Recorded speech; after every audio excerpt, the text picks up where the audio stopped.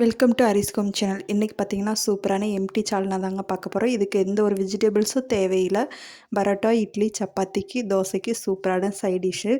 அது மட்டும் இல்லாமல் சூடான சாதத்துக்கு கூட வச்சு சாப்பிட்லாம். அவ்வளோ ஒரு சூப்பரான திக்கான சால்னாங்க. இது செய்யறதுக்கு 10 நிமிஷம் போல் தான் ஆகும். டேஸ்ட்டு அடிப்பொலியாக இருக்கும். இது எப்படி செய்யணும்னு பார்க்கலாங்களா?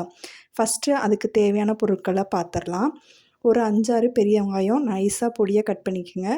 அது கூட 1 1/2 டேபிள்ஸ் இஞ்சி பூண்டு விழுது, அது கூட 10, 15 சின்ன வெங்காயம், அதுக்கப்புறம் பட்டை, கிராம்பு, அன்னாச்சி பூ இது எடுத்து வச்சுக்கோங்க. கரம் மசாலா, மிளகாத்தூள், குழம்புத்தூள் இது உங்களுக்கு காரத்துக்கு தகுந்த மாதிரி. அது கூட கசகசா 1 டேபிள் ஸ்பூன், 4, 5 முந்திரி பருப்பு ஊற வச்சுருக்கேன். அது கூட 3 தக்காளி நல்லா பொடியை கட் பண்ணி எடுத்து வச்சுக்கோங்க. ஒரு கைப்பிடி அளவுக்கு புதினா, அவ்வளோதான். தேங்காய் 1 கைப்பிடி அளவுக்கு இருக்குது. இது பார்த்திங்கன்னா சின்ன கிளாஸில் 1 டம்ளர் வரும். இப்போ செய்முறையை பார்க்கலாங்களா? ஒரு கடாயை எடுத்து வச்சுக்கோங்க. அதுக்கப்புறம் இது குக்கரை கூட எடுத்து வச்சுக்கோங்க. குக்கரில் செய்யறதுக்கு ரொம்ப ஈஸியாக இருக்கும். குக்கரில் நல்லா தேவைக்கேற்ப எண்ணெய் விட்டுக்கலாம். ஃபஸ்ட்டு எண்ணெய் ஒரு தாராளமாக விட்டுக்குங்க. அப்போ தான் நல்லாயிருக்கும் டேஸ்ட்டு. அது கூட பிரியாணி இலை, பட்டை, லவங்கம், அன்னாச்சி பூ எல்லாத்தையும் சேர்த்துடலாம். சேர்த்துட்டு ஒரு 2 நிமிஷம் போல் கலந்து விட்டுருங்க. நல்லா இந்த பிரிஞ்சி இலை வாசனை வந்ததுக்கப்புறம் நம்ம நைஸாக கட் பண்ணி வச்சுருக்க வெங்காயத்தை சேர்த்துடலாம். சேர்த்துட்டு இந்த மாதிரி நல்லா கிளறி விட்டுருங்க. ஒரு 2 நிமிஷம் போல் நல்லா வதங்கி வரட்டும். பாருங்கள், இந்த அளவுக்கு நல்லா வதங்கி வருது. ஒரு அளவுக்கு வதங்கி வரட்டும். அடுப்பை மீடியம் சைஸில் வச்சுக்கோங்க. இப்போ நைஸாக பொடியை கட் பண்ண தக்காளியை சேர்த்துக்கிறலாம்.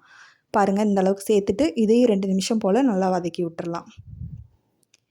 நல்லா கலந்து விட்டதுக்கப்புறம் நல்லா எண்ணெயில் பிரிஞ்சு வரும். அந்த ஸ்டேஜுங்கிறப்ப நம்ம இஞ்சி பூண்டு விழுது சேர்த்துக்கிறலாம். கலர் மட்டும் கொஞ்சம் சேஞ்ச் ஆகி வரட்டும்.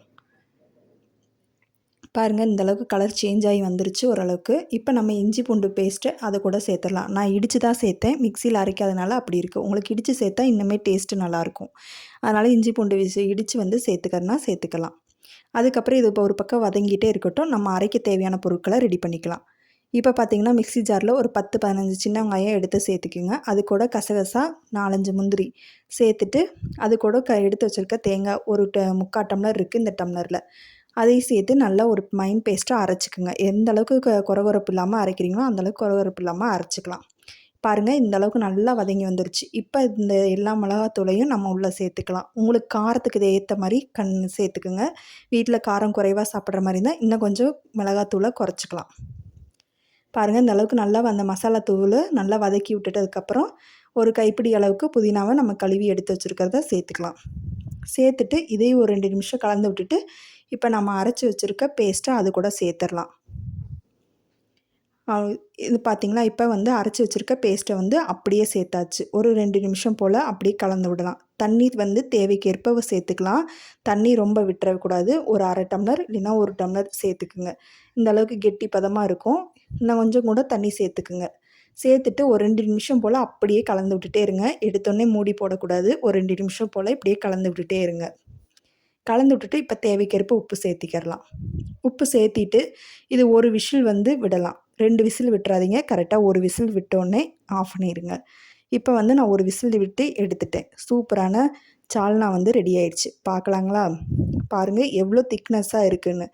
எடுத்து பார்க்குறப்பே அவ்வளோ டெம்ப்டாக இருக்கும். ருசியும் சொல்லவே வேணாம், ரொம்பவே சூப்பராக இருக்கும். இட்லி, தோசை, சப்பாத்திக்கு, பரோட்டாவுக்கு எல்லாத்துக்குமே ஒரே சால்னா தான். இது வெஜிடபிள்ஸ் எதுவுமே தேவையில்லை. வீட்டில் இருக்கிறத வச்சு தாராளமாக செஞ்சு கொடுக்கலாங்க. அவ்வளோ ஒரு டேஸ்ட்டாக இருக்கும். எடுத்து ஊற்றுறப்பயே பாருங்கள் எவ்வளோ ஒரு ததம்ப வருதுன்னு. இந்த ஒரு ரெசிபி உங்களுக்கு பிடிக்கும்னு நம்புகிறேன். இந்த ரெசிபி உங்களுக்கு பிடிச்சிருந்துச்சுன்னா நம்ம சேனலை லைக் பண்ணி, ஷேர் பண்ணி, சப்ஸ்கிரைப் பண்ணுங்கள். கண்டிப்பாக இந்த வீடியோவை உங்கள் ஃப்ரெண்ட்ஸ் அண்ட் ஃபேமிலிக்கு கண்டிப்பாக ஷேர் பண்ணுங்கள். பாருங்கள் எந்த அளவுக்கு குருமா திக்காக இருக்குதுன்னு பாருங்கள். எந்த ஒரு இதுவுமே போடலை. ஆனால் டேஸ்ட் ரொம்பவே அடிப்பொலியாக இருக்கும்.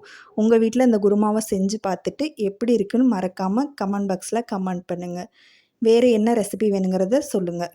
தேங்க்யூ ஃபார் வாட்சிங்.